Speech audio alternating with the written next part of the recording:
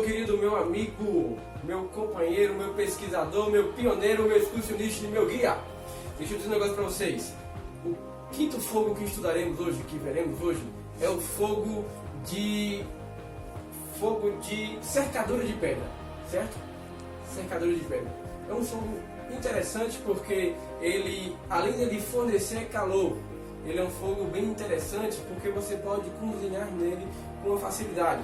Você vai fazer uma cercadura, uma muralha, e o fogo vai subir, dando a possibilidade de você se aquecer e também dando a possibilidade de você cozinhar com maior facilidade. Como é que eu posso fazer esse fogo, Gustavo? Bom, nós usaremos essa base aqui. Eu não tenho como colocar a forquilha na banheira do meu bebê, então usarei essas duas bases aqui para servir como forquilha, certo?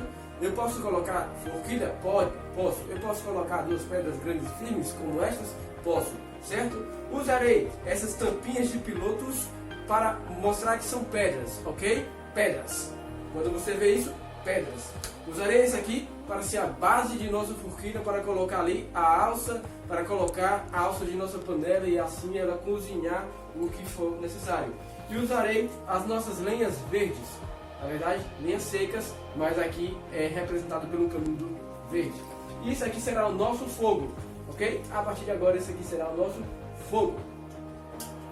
Vamos lá para os passos. Primeiro eu vou fazer uma cerca em formato de aí um triângulo, certo? Uma muralha, para que você consiga desenvolver o seu fogo, certo? Vamos fazer aqui. Ficou tranquilo? Conseguiu ver? E aí eu vou atrás agora do que? Das minhas forquilhas. Se eu não tenho forquilhas para achar, se eu não tenho onde conseguir forquilhas, eu posso conseguir pedras e assim sucessivamente. E vou colocar aqui em uma altura acima das pedras para que a minha forquilha consiga suportar o calor e não queime a base de sustentação das panelas.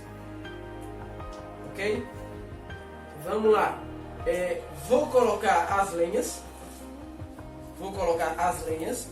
Em um formato, pode ser estrela,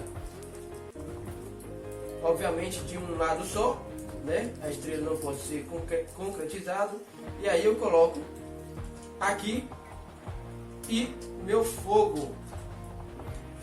A panela vai cozinhar, a cercadura, aqui a muralha que você criou, ela vai criar para você um calor, proporcionando também para sua barraca um calor, uma temperatura agradável. Detalhe, lembrando que o vento precisa vir na direção da muralha e não na direção da barraca. Então na hora de você montar a sua cercadura de pedra, você precisa estar atento a isso. Esse é o nosso quinto fogo e ele é necessário para que você possa se aquecer e cozinhar ao mesmo tempo.